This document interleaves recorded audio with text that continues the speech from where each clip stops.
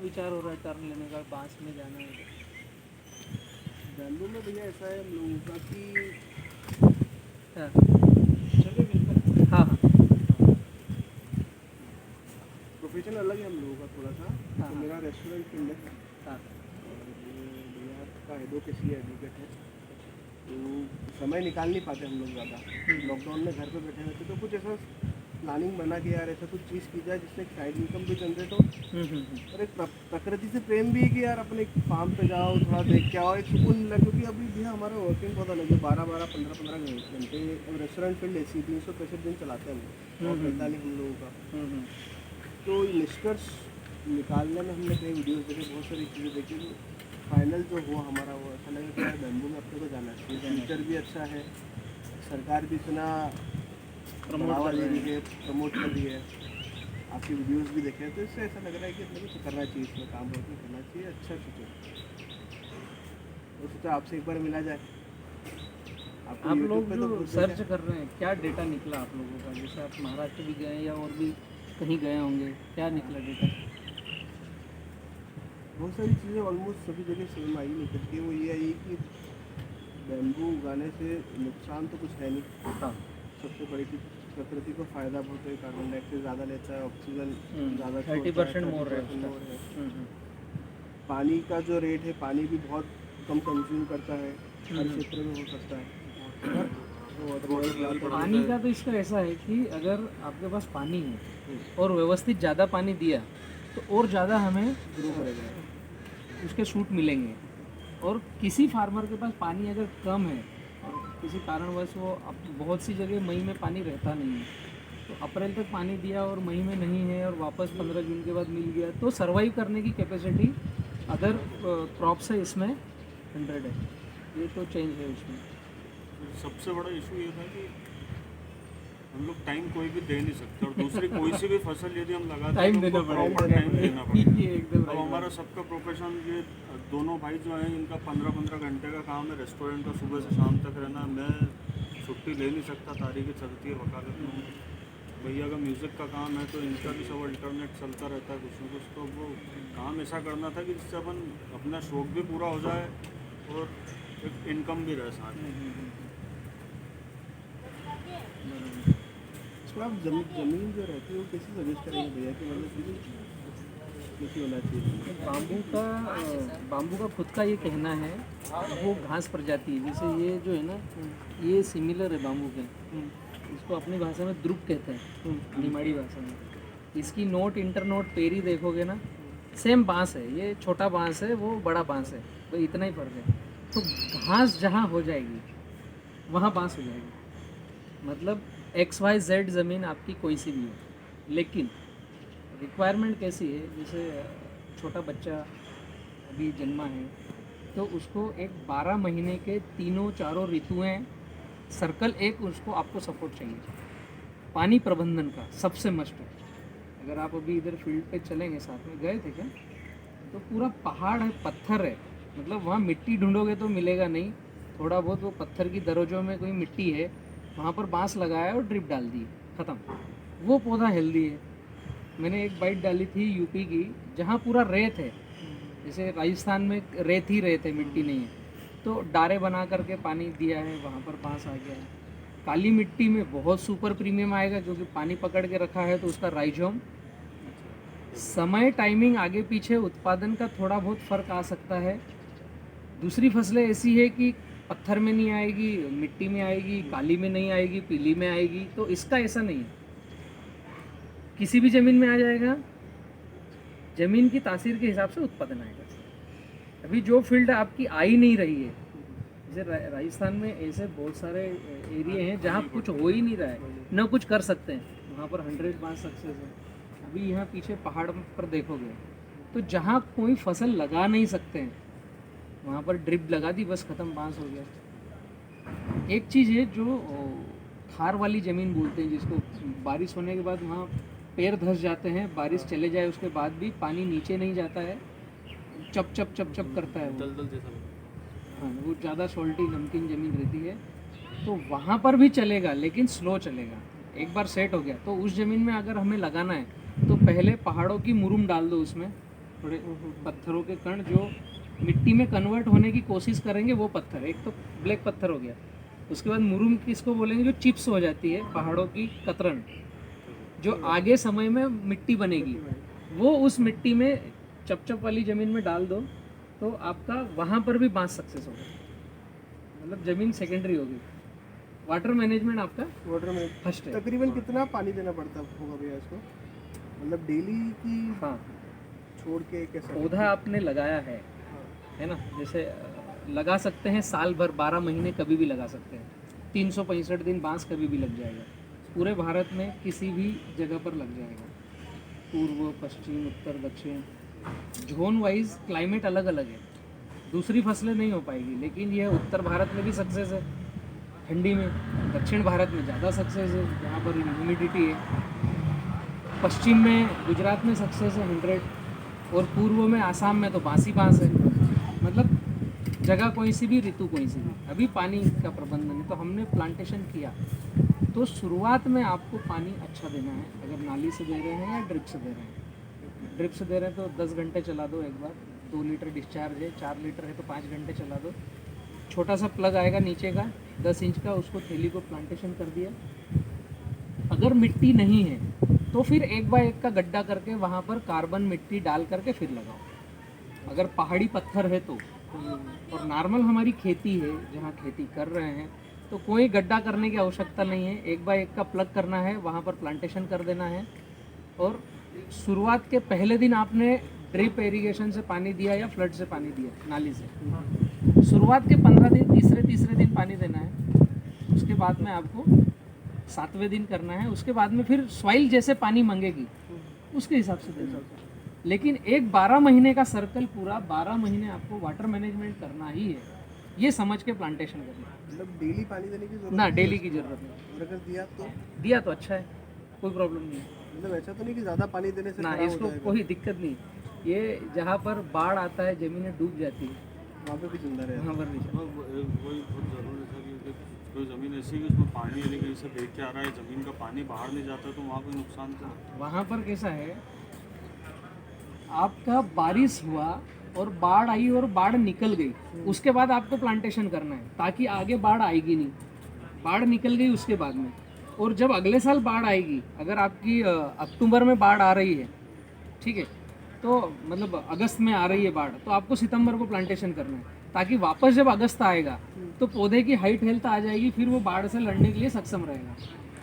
लेकिन छोटा पौधा आपने लगाया है और उसको बाढ़ ने अटैक किया है, तो फिर कीचड़ में वो दम तोड़ेगा। उसका नीचे का राइजोम बनना जरूरी है, नीचे की गुठली बनना बहुत इम्पोर्टेंट है। ये थोड़ा समझना पड़ेगा और कितने दिन पानी रहेगा। हमारे यहाँ पर अभी सरदार सरोवर डैम का जो पानी रुका था, 2.5 महीने तक पौधे डूबे हुए रहे बांस के। यहाँ से पास में अपन जहाँ गए थे ना, बड़दा, अभी यहाँ से 5 किलोमीटर पे बड़दा करके गांव है नर्मदा किनारे पर तो सरदार सरोवर डैम का पानी आता है, पिछले साल पूरा भरा हुआ रहा था, तो 2.5 महीने तक वो पौधे डूबे हुए रहे, निकले, फिर बाद में वापस हरियाली आ गई, वो बांस काटने के लिए रेडी है। 2.5 महीने बहुत समय होता है, लेकिन बहुत समय। वो पौधा सर्वाइव करेगा नीचे, जिसका राइजोम बन गया है, जिसका भिर्रा बन गया है। हर कोई पौधा सर्वाइव करने में नहीं रहेगा। मतलब वयस्क हो गया जो एक वयस्क दूसरे फसल में शायद ही होगी जो 2.5 महीने तक। ना, कोई भी नहीं चलेगा, कोई भी नहीं चलेगी। कोई चलेगा नहीं। प्रजाति अच्छा, कौन सी दूसरा चीज़ हमारा है एक कि क्वेश्चन ये था कि कौन सी ब्रीड लगाना चाहिए? इसके बारे में बहुत बड़ा द्वंद्व है, ये अभी कोई जवाब नहीं देगा। जिसने इंडस्ट्री डाल दी वो जवाब देगा, तो इंडस्ट्रियाँ आई नहीं है। द्वंद्व कहाँ चल रहा है मैं बताता हूँ। इंडस्ट्री कह रही है कि हमें कच्चा माल दो तो हम आएंगे, किसान कह रहा है कि कौन सी इंडस्ट्री को कौन सी वैरायटी लगे तो मैं आऊँ। अभी जो दिमाग चल रहा है पूरे भारत का, वो चल रहा है चाइना के या बाहर, जहाँ थाईलैंड में या जहाँ पर बांस अधिक होता है, उन कंट्रियों के हिसाब से दिमाग चल रहा है कि वहाँ पर कौन सी प्रजाति है। तो वहाँ पर सॉफ्ट प्रजाति है। जैसे मैं अगर आपको बात करूँ कि अगरबत्ती की काड़ी टुल्डा से सबसे अच्छी बनती है, लेकिन टुल्डा सॉफ्ट है। तो अभी जो इंडस्ट्री को उसकी चॉप करना है, काड़ी निकालना है, तो सॉफ्ट मशीनरी जो रेडीमेड है वो इजी अवेलेबल है। लेकिन भारत के क्लाइमेट में हार्डनेस है, तो बालकुआ है, कटंगा है, और इस तरह के जो ग्रीन वल्गरी से ये थोड़े टुल्डा से हार्ड है। ऐसा नहीं है कि उनकी काड़ी नहीं बनेगी, चीप सबकी बन जाएगी, चॉप निकालना है बस, लेकिन उसके लिए मशीनरी अलग है, मशीनरी वो है नहीं अभी तक। जो मशीनरी वो सॉफ्ट मशीनरी, वो सॉफ्ट टुल्ले बेस्ड मशीनरी है। मेरा ये कहना है, जो मैंने समझा है, आपके पास कोई सा भी बांस है वो लकड़ी का विकल्प है, उसकी चॉप निकाल सकते हो, उसकी नुकदी बना सकते हो, उसका पेपर बना सकते हो, उसका फर्नीचर बना सकते हो। सही बात। और जो मैंने समझा है भारत में, तो बाम्बू मिशन लॉन्च करना था, तो ये टीम ने पूरा सर्वे किया, जो मैंने सुना, मैंने देखा, समझा, तो पाया गया कि इंडिया का सबसे अच्छा बांस सर्वाइव करने में, हाइट हेल्थ में कटंगा है, लेकिन उसमें आते हैं कांटे, वहाँ पर द्वंद्व है। जो अच्छी चीज़ रहती है उसके साथ कुछ ना कुछ गुलाब में कांटे हैं, ऐसा रहता ही है। अभी गवर्नमेंट को ये था कि हर किसान अपने खेत में लगा ले, ताकि ग्लोबल वार्मिंग में, वायुमंडल में सपोर्ट मिले, मैक्सिमम लगवाना है। तो कटंगा लगा दिया, तो काटेंगे कैसे, निकालेंगे कैसे, उसमें कांटे आते हैं, वो फंसा हुआ रहता है, उसकी झाड़ियाँ ऐसे धस जाती है एक दूसरे के अंदर, है ना। हार्वेस्टिंग जो है वो हार्वेस्टिंग उसका डिफिकल्ट है। टफ है। तो फिर समझा गया कि इसके सिमिलर कौन सा, कि जिसमें पल्प ज़्यादा हो, जो लगाए कि जल्दी से फुर्ती से बढ़े, हाइट हेल्थ दोनों की सेम हो, तो हम उसका डिसीजन ले सके। तो निकला फिर भीमा बांस, जिसको बोलते हैं बालकुआ। कटंगा और बालकुआ एक साथ अगर लगाया है, तो कटंगा 7वें साल और बालकुआ 5वें साल की जो उम्र है वो एक जैसी दिखेगी। बालकुआ कटंगा से स्पीड से चलता है, इसके पत्ते बड़े आएंगे, लेकिन नीचे का जो टखना गूदा ये एटलीस्ट 90% सेम मिलेगा, अंदर का पल्प सेम मिलेगा, है ना। तो अब उसमें ये समझा गया कि गवर्नमेंट ने ये सिस्टम निकाला कि आपको खेत के अंदर लगाना है तो बालकुआ लगाओ, ताकि आप काट करके निकाल सको, और मेड़ों पर लगाना है तो कटंगा लगाओ। दोनों अच्छे हैं, दोनों अपनी जगह ठीक है। अभी खरीदने की बात मैं अगर करूँ, तो हिंदुस्तान में आज की तारीख में कोई ऐसी कंपनी नहीं जो एग्रीमेंट करती है। एक व्यक्ति है आर्टिशन एग्रोटेक, जो कटंगा के लिए एग्रीमेंट करता है, उनका फोकस उस पर है, वो 100 उस पर जा रहे हैं कि यार हम इंडस्ट्री डाल रहे हैं, जो किसान कटंगा लगा रहा है उससे हम, वो चाहे तो हमसे एग्रीमेंट कर ले, या नहीं एग्रीमेंट करे और आए उस दिन भी हम खरीद लेंगे। एकमात्र व्यक्ति है आर्टिशन एग्रोटेक, अभी जिनको मैंने उतारा, ये भूपेंद्र पाटीदार जी, उनके आपकी एक बाइक थी, सिस्टम में है ये। गणेश जी पाटीदार के यहाँ से जो बचा था। हाँ, गजेंद्र पाटीदार की, ये वही थे भूपेंद्र पाटीदारी। ये अपने यहाँ कटंगा देखने आए थे कि कटंगा है कि नहीं है। वो एक साइड पे ले जाके कटंगा ही दिखाया कि है भैया। पास के गांव से हैं ये, 3 किलोमीटर से, मित्र ही अपने भैया के साथ में पड़े हुए। कोई ऐसा बोलेगा नहीं मैं खरीद लूँ। एक व्यक्ति बोल रहा है आर्टिशन, अगर हमें लगे तो उससे एग्रीमेंट कर सकते हैं, लेकिन एग्रीमेंट कैसे होता है? अभी वो एग्रीमेंट कर रहे हैं 2 रुपये 55 पैसे किलो, आपसे गीला मांस खरीद के ले जाएंगे, है ना। आप 1 एकड़ लगाओ या 100 एकड़ लगा लो, ठीक है। लेकिन एग्रीमेंट की थीम क्या बनती है? आप भी थोड़ी मार्केट में हुई कि अगर हमें 5 रुपये में ख़रीदना है तो हम 2.5 रुपये की बात करेंगे, क्योंकि अभी 5 साल बाद खरीदेंगे, सामने क्या डेटा आएगा ये पता नहीं है। तो बहुत सारे किसान ये कर रहे हैं कि भैया हम तो खैर ठीक है आपको दे देंगे, हम लगा रहे हैं, जो समझदार है।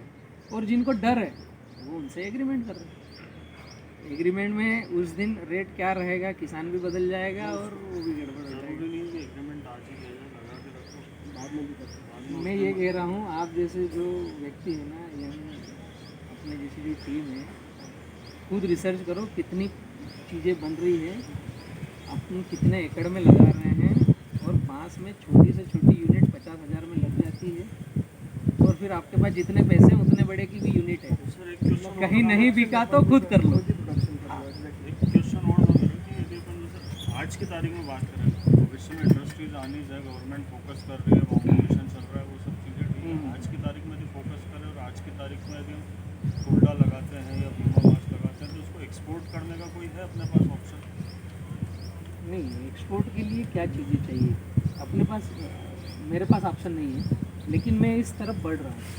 ठीक है, मतलब इसका रॉ मटेरियल इंडिया से हाँ, एक्सपोर्ट नहीं होता? मैं पूरा बतलाता हूँ आपको एक्सपोर्ट में क्या चाहिए। जैसे मैं केला करता हूँ एक्सपोर्ट, ठीक है, हर बड़े बायर को क्वालिटी चाहिए, क्वांटिटी चाहिए और कंटिन्यूटी चाहिए। ये 3 चीज़ आपके पास है क्या, तो 100 आदमी में कल खड़े कर दूँगा। मार्केट है, भरा पड़ा है, कपड़े बन रहे हैं। यूरोपियन कंट्री में बाम्बू के कपड़े पहने जाते 10 हैं, साल पहले से बना रहे हैं। काटन के नहीं पहनते हैं, उसमें पेस्टिसाइड ज़्यादा है और जैसे उनके ठंडे इलाके या जो एसी में रहते हैं स्किन रोग हो रहा है। बीटी कॉटन में जेनेटिक चेंज है और पेस्टिसाइड यूज़ होती है, लेकिन खेत में कम होता है। जब उसकी प्रोसेस होती है वहाँ पर केमिकल ज़्यादा यूज़ होता है, और बाम्बू का खेत में भी यूज़ नहीं होता है और वहाँ पर भी बहुत कम होता है, मात्र 10%। थोड़ा बहुत तो होगा लेकिन वो इतना कम है कि आपको हार्मफुल नहीं रहेगा। मैंने 2016 से रेवा में बांस बनाया जा रहा है। हम गवर्नमेंट के साथ 2016 से हैं, ऑन पेपर पे हम उनके बाम्बू मिशन के एज ए बोर्ड के सदस्य हैं। लेकिन मैंने बाइट अभी 1 महीने पहले डाली, 16, 17, 18, 19, 20, ये 20 चल रहा है। तो हमने हमारे खेतों में लगाया, हमने समझा, हमने देखा। अभी जो भैया आए थे ये पार्टनर है हमारे, महेंद्र कुलकर्णी जी, बोरला में अगरबत्ती उद्योग डाला है भैया ने। हमने डाल दिया अगरबत्ती उद्योग। अगर मैं बोलूँ कि यार हम खरीद लेंगे तो वो अभी गड़बड़ है, अभी हम नहीं खरीद लेंगे। हमने सब हमारी सोच को समझ लिया। दूसरा मेरा एक फर्म है बी किसान स्मार्ट फार्मिंग प्राइवेट लिमिटेड, उसको लेकर के हम एक एफपीसी बना रहे हैं, फार्मर प्रोड्यूस कॉरपोरेशन, जिसमें ऑल ओवर इंडिया को इनवाइट किया है। 21वां पॉइंट है। हाँ, 20 नंबर का पॉइंट है, 21 नंबर में तो आप बांस नहीं डायरी में लगाओगे। बैठे थे आप। 21 नंबर पॉइंट सुनोगे तो बांस नहीं लगाओगे, है ना। तो वो जो 20 नंबर का पॉइंट है वो हमने पहल चालू कर दी, फिर किसानों को बोलना चालू किया आप लगा सकते हैं भाई, कोई नहीं खरीदेगा तो हम मिलके करेंगे कुछ भी। गाड़ी में वही बात करी थी ना अपन ने कि पहले से जुड़े हुए हैं, काम पहले से चल रहा है, लेकिन नहीं 2016 से कर रहे हैं हम। वही हमारी चर्चा हुई इस विषय पे कि भैया हम जैसा लोग बोले जब कि research 2016 से ही कर रहे हैं काम, लेकिन अभी अपडेट किया, मतलब पूरा R&D कर लिया होगा भैया ने, तभी किया। नहीं, अभी ये लॉकडाउन में हमके इतने फ्री थे कि सारी चीज़ें देख ली, सब चीज़ छान ली कि यहाँ पे क्या हो रहा है, किधर क्या हो रहा है, कहाँ नहीं हो रहा है, महाराष्ट्र में, ऐसा नहीं केवल बाम्बू, इसके अलावा दूसरे 2-3 तरह की अच्छा, और भी सर्च फार्मिंग देखी थी, समझी थी, पर वो आखिरी में निष्कर्ष यही निकला कि अपन लोगों के प्रोफेशन के हिसाब से यही बेटर है। हाँ, अपने काम डिस्टर्ब ना हो और खेती भी हो जाए। थोड़ा सा हमारा 5-10 एकड़ तो आराम से संभाल लेगा। करना ही पड़ेगा, ऑक्सीजन सबको चाहिए। प्रेम करो। अच्छी बात है, ठीक है।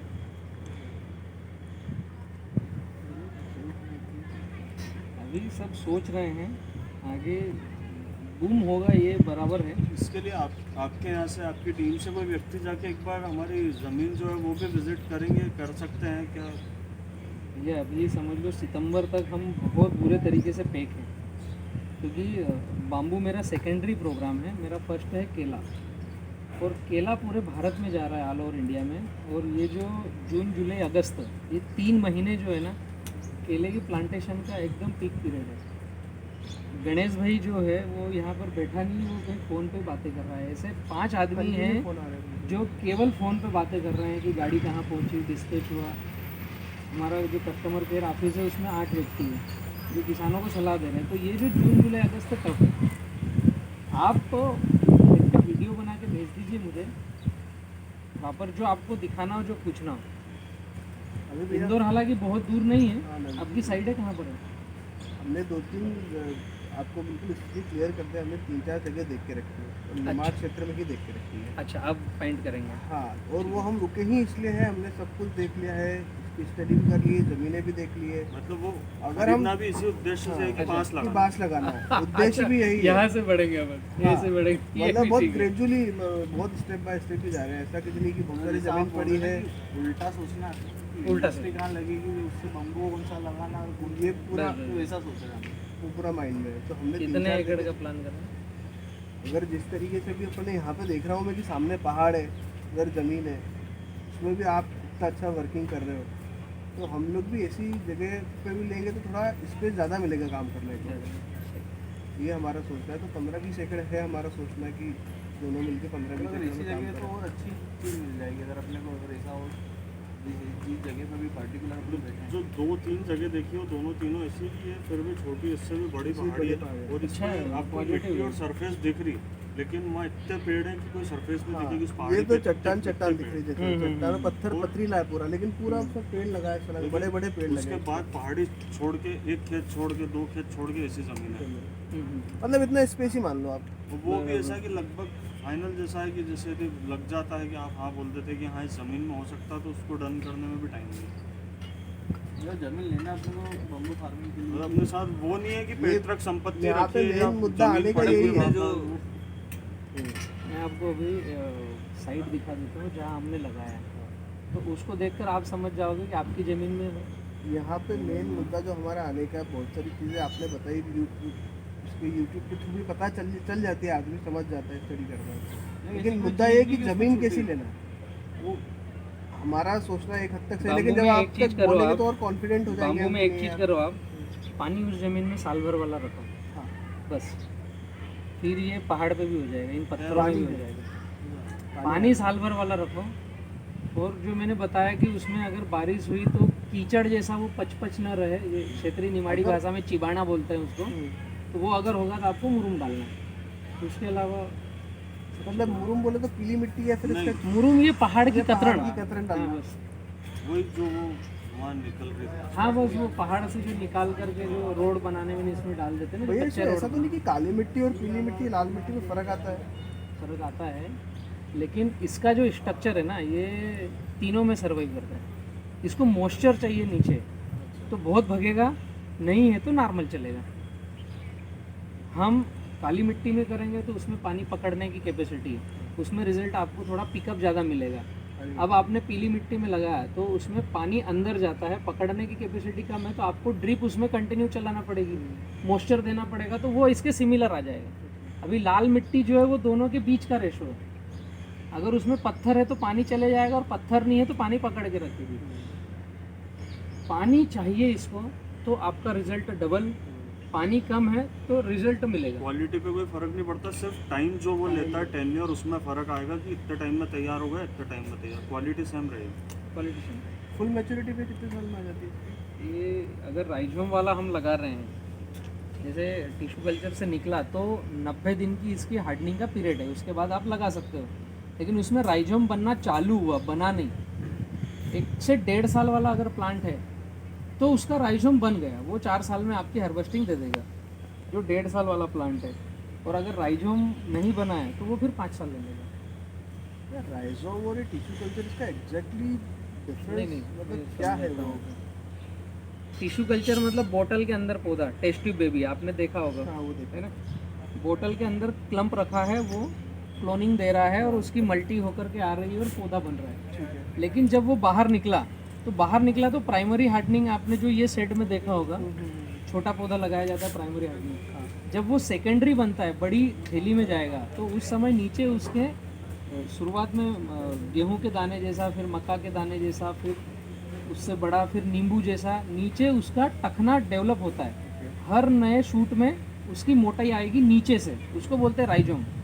वो टिश्यू का भी आएगा, बूटी का भी आएगा, बीज का भी आएगा, उसकी प्रकृति है। नीचे उसका डेवलपमेंट होगा और मोटा उसका नीचे का पिलर बनेगा, उसको बोलते हैं राइजोम। तो जैसे मैंने बताया था कि राइजोम से लगा सकते हैं, तो ये जो बांस है इसको गेती से खोद करके इसका जो नीचे का टखना है, जैसे आपने वो बुजुर्गों की कुबड़ी देखी होगी ना, वो बांस की ही आती थी, उसका जो टर्न है वो राइजोम है। नीचे तो बांस की लकड़ी है, लेकिन ऊपर जो टर्न है सांप जैसा दिखता है वो राइजोम है। तो वो यहाँ से खोद के आप निकाल करके अलग ट्रांसप्लांट कर सकते हो, वो वापस चालू हो जाएगा।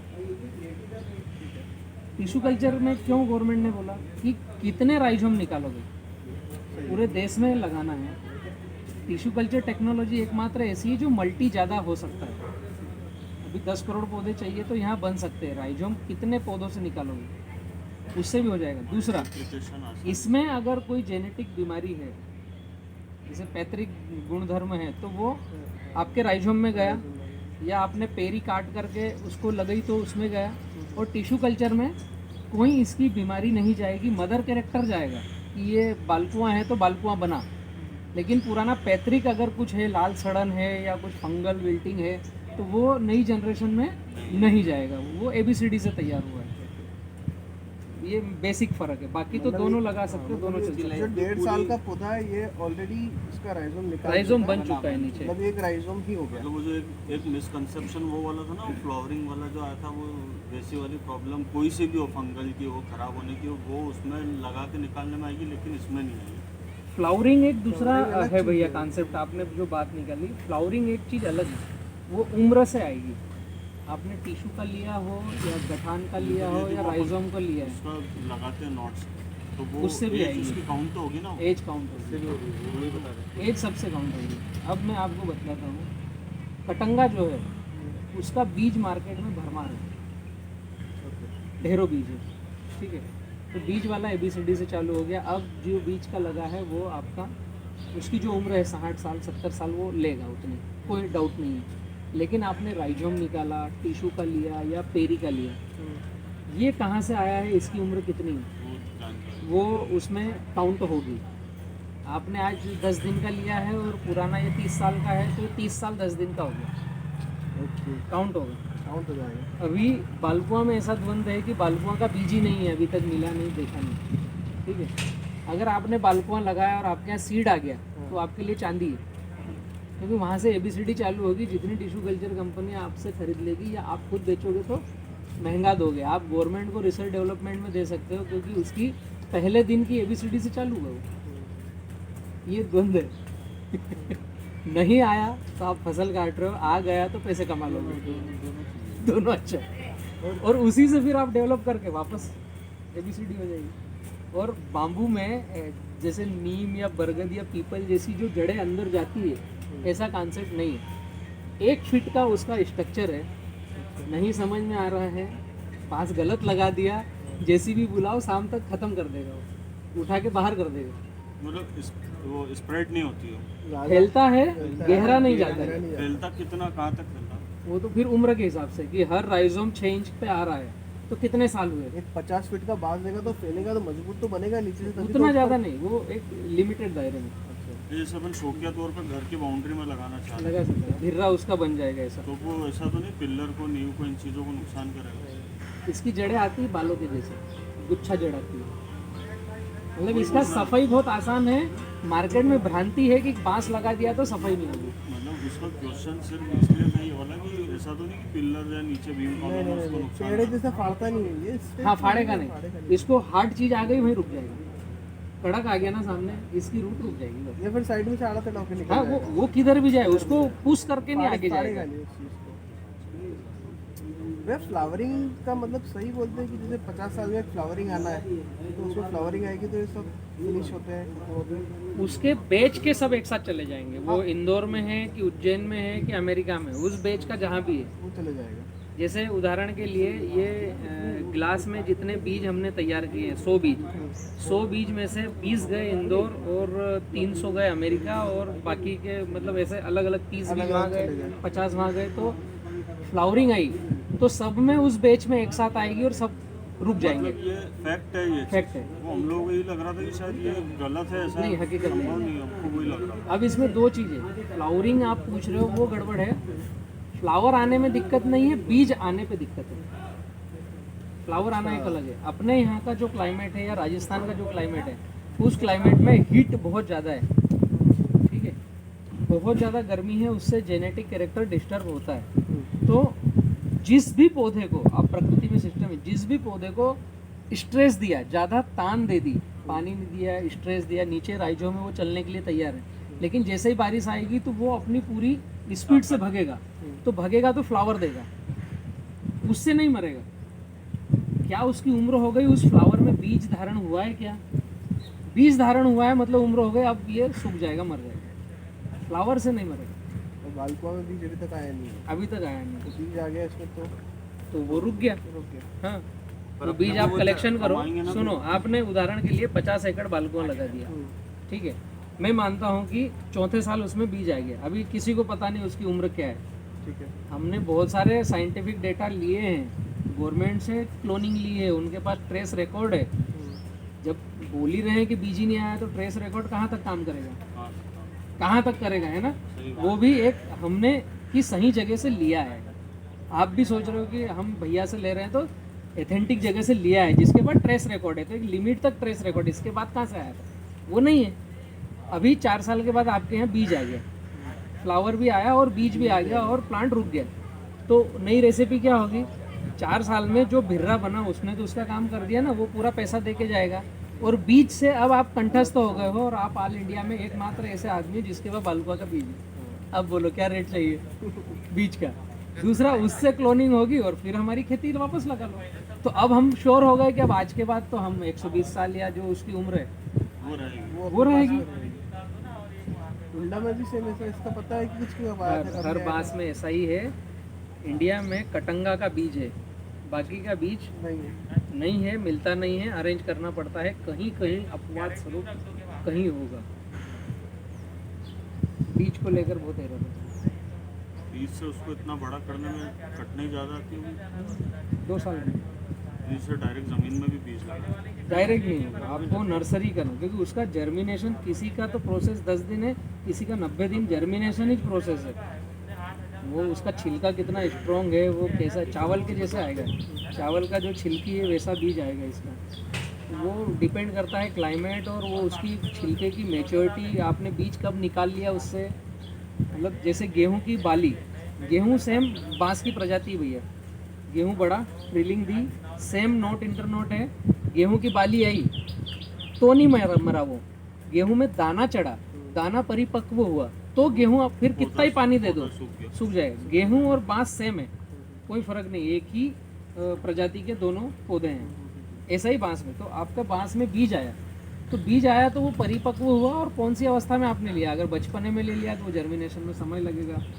पूरा मैच्योर्ड हो गया, वो ठोस हो गया है, तो वो जर्मिनेशन 1-1.5 सप्ताह में कर लेगा। वो सब चीज़ें उस परिस्थिति पर डिपेंड करेगी कि क्या है।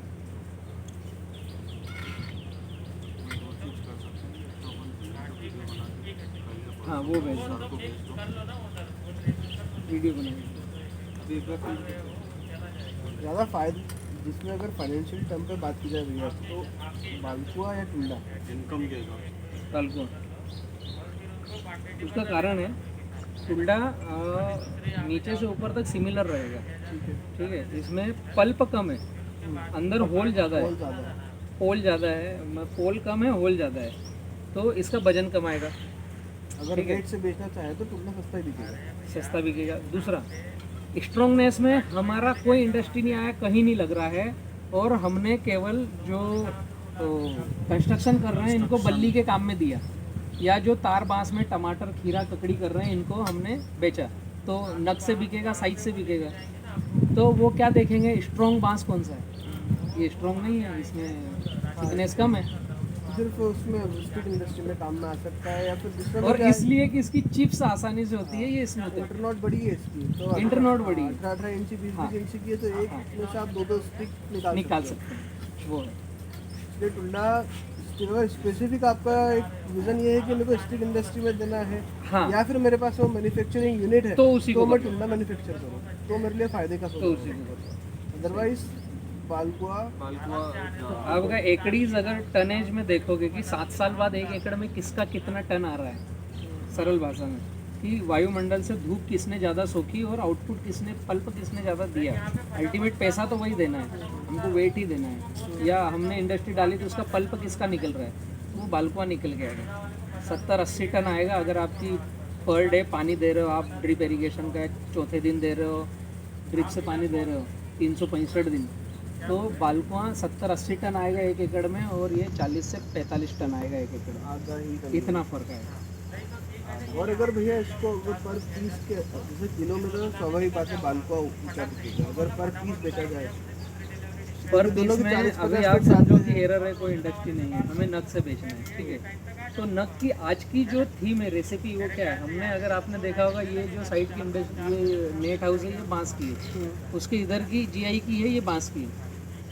हमारा आधा कंस्ट्रक्शन जीआई का है, और बाद में फिर पैसे ख़त्म हुए तो हमने बांस पे चले गए। पैसे होते तो हम जीआई करते, हमको ऐसा लग रहा था मजबूत होना, लेकिन जब आदमी को पैसे ख़त्म हो जाते तो समझ में आता कि आप कास्ट कटिंग कहाँ पर करें। तो जीआई का पिलर 1500 रुपये का, और बांस का पिलर लिया हमने 150 रुपये का। 10 फीट का पिलर 150 रुपये का, टुल्डा का भी आया उतने का, और कटंगा और बालकुआं के जो हमने बाहर के सेट हैं वो 150 रुपये के पिलर आए, जिसको 2-3 फीट नीचे डाला है, 7-8 फीट ऊपर है, ठीक है। अभी जो केले में टेका लगाते हैं या टमाटर में इनमें टेका लगाते हैं, 8 फीट का जो बांस आता है पतले वाला, ये अपनी कलाई के जैसा पतला, उसकी कीमत है 55 रुपये आज की तारीख लाठी की। बाबू बोलते वही। लाठी और पतला हो गया। अच्छा। तो बालकुआं अगर आपने लगाया है तो ये 40 फीट का जाएगा कम से कम, तो ऊपर की 8 से 10 फीट आपका 55 रुपये का रिटेल का रेट है, उसके बाद 30 फीट बच रहा है। और ये ऐसा नीचे से मोटा मोटा मोटा हो रहा है, नीचे 3 से 4 इंच है, ऊपर इसकी चोंच है, तो ऊपर आपने एग्रीकल्चर में दे दिया, लेकिन जो 30 फीट बचा है, बड़ी बड़ी बल्टियाँ बन रही है, वहाँ पर जो बड़ी बल्लियाँ लग रही है, हर आदमी जीआई नहीं लगा सकता है। आप 2 लोगों को फ़ोटो और सैंपल भेज दो, कितने लोग घर आ जाएंगे। आज मेरे पास लेवल बहुत सारे हैं, आपको गणेश जी 10 लोगों की लिस्ट दे देंगे जो कंस्ट्रक्शन कर रहे हैं, क्योंकि उनको जो मचान लगाने के लिए जो चाहिए, अभी जीआई का मचान कितने पैसे लगा करके लगाएंगे। और बाम्बू आप बोलोगे भैया मेरे पास 30 फीट है और 3 इंच मोटा है, अभी घर पे आ जाएंगे और वो कम से कम 500 रुपये का जाएगा मिनिमम, क्योंकि मोटाई और लेंथ है। मतलब एक चीज़ मेरे दिमाग में है कि आप इसके जो भी आपका प्रोडक्शन होता है उसके बाद आपकी मार्केटिंग स्ट्रेटेजी क्या क्या है, आप कितना हाँ, वो approach कर 4 सकते गुना हो, बढ़ा देगा उसको, इनकम और को। आप किन किन लोगों से अप्रोच कर सकते हो, और आपका क्या है। अब जैसे हम शहर में रह रहे हैं और अपन कांटेक्ट कर सकते हैं तो ठीक है, अगर कोई इंटीरियर का किसान है तो वो यदि इनसे बीज लेके जाए तो इनके ऊपर डिपेंड है कि भैया मेरा बिकवा। नहीं, आपने लगाने में जितनी खोजबीन करी ना, आप फ्री टाइम में इसके बाय प्रोडक्ट पे खोजबीन करें। तो आपने लगा दिया ये ठीक है, लेकिन 4 साल बाद हम किसी को बेचें, तो उसकी बजाय हम 4 साल बाद खुद कैसे रिटेल आउटलेट करें। लगाने के बाद 4 साल टाइम नहीं चाहिए ना उसकी रिसर्च में। बहुत है, 2000 से ज़्यादा प्रोडक्ट है, कोई प्रॉब्लम ही नहीं है, कितना भी अनलिमिटेड चीज़ है, बहुत है बहुत है। तो ये अरे जैसे अपन लोग इसके इन्वेस्टमेंट की तरह देख रहे हैं, किसी को भी बोल सकते हैं कि तू इसकी इन्वेस्ट डालेगा तो भैया जो ड्रिप इरीगेशन से पानी, वो उससे पानी दो अपन, और खाद वाद भी अच्छी दो तो मैच्योरिटी जल्दी बहुत आती मज़ा है। आएगा। जो 4 साल में हो रहा हो 3 साल में हो जाएगा, ये संभव है। बिल्कुल फर्क है, बिल्कुल फर्क आएगा। इसका डेली अल्टीमेट पानी दो, इसका हाइट हेल्थ ही बढ़ाना है ना, तो आप इरिगेशन फर्टिगेशन अच्छा करोगे तो निश्चित रूप से बढ़ना ही बढ़ना है उसको। एक दिन में अगर कितनी देर तकरीबन पानी देना चाहिए ड्रिप नहीं, उम्र के हिसाब से और आपकी सॉइल के हिसाब से, सॉइल पानी छोड़ रही है तो धीमे धीमे कंटिन्यू चलने दो, सॉइल पानी पकड़ के रख रही है तो एक बार दे दिया खत्म, फिर अब कल देंगे। तो टेक्सचर कैसा है पानी पकड़ने का, उस पर निर्भर करेगा कि क्या होगा वो। अच्छा एक ड्रिप का जो होता है वो गवर्नमेंट सब्सिडी से है ना, बाम्बू में भी है, पौधे लगाने में भी है। आप अगर इस सेशन में प्लान कर रहे हो तो इस सेशन में एमपी में योजना चल रही है लगभग, हाँ वो हम इसी तो उसमें आप प्लानिंग कीजिए और उसकी फाइल बना करके जहाँ भी आपके जो आपका खेती है उसके नियर बाय जो भी डीएफओ है, फॉरेस्ट है, वहाँ पर आपकी फाइल जाएगी, वो सत्यापन करेंगे और उसके बाद आपको बाम्बू मिशन में इंटर मिल जाएगा। 120 रुपये पौधा आपको मिलेगा 3 साल में, पहले मिलेगा 60 रुपये, फिर 30 रुपये, फिर 30 रुपये। अभी वर्तमान में ये सिस्टम चालू है एमपी में। मतलब वो आपके खेत पे आएंगे 3 महीने बाद, लगाने के 3 महीने बाद इंस्पेक्शन करेंगे, पंचनामा बनाएंगे, फोटो सेशन, जियो लोकेशन वगैरह सब भेजेंगे, तो बाम्बू मिशन की साइट पे भी जाएगा, पूरा ऑथेंटिक चाहिए। और आपने बिल में अगर 500 लिखे हैं और खेत में 300 मिले हैं तो 300 का सत्यापन करेंगे, उनको बिल से कोई मतलब नहीं है, मतलब नहीं है, वो आपके counting खेत में करेंगे। कितना है प्रैक्टिकली कितने अवेलेबल है हाँ, फिजिकली खेत में उस पर। अब पूरी काउंटिंग होगी। हाँ, भैया बस पर्सनल व्हाट्सएप नंबर है या वो भैया देखेंगे। भैया वो तो अभी चलोगे अपन फिर से 12x4 में अपन लगा सकते हैं। 12x4 बहुत सारे वो तो 5x5 में लगा दो, बिल्कुल हाई डेंसिटी का करो, 2 ही कर दो। नहीं खेत में चलेंगे, हाँ आपको समझ में आएगा, ऐसे मज़ा नहीं है। पानी ले रहे हैं क्या? एक बुला लो ना पानी और